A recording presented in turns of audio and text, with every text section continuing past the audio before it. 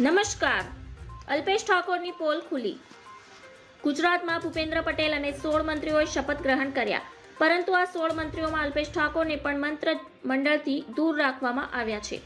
મંત્રીમંડળમાં કયા ધારાસભ્યોનો સમાવેશ થઈ શકે તેવી ચર્ચાઓ ચાલતી હતી, ત્યારે અલ્પેશ ઠાકોરના નામની ચર્ચા પણ ખૂબ થઈ હતી.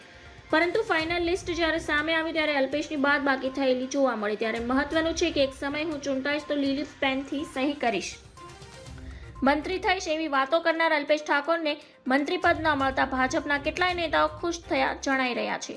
કારણ કે જ્યારે કોંગ્રેસમાં હતા ત્યારે ભાજપના નેતાઓની ખૂબ જ ટીકા કરી હતી. તેથી ભાજપના અમુક કાર્યકર્તા અને નેતાઓ તો નારાજ જણાઈ જ રહ્યા હતા.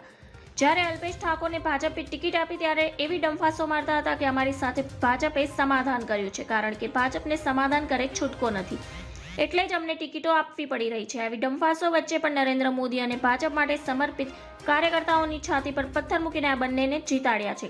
ત્યારે આ તમામ પાસાઓને ધ્યાનમાં રાખીને અલ્પેશની મંત્રીમંડળમાંથી દૂર રાખવામાં આવ્યા છે. ધન્યવાદ. જય હિન્દ.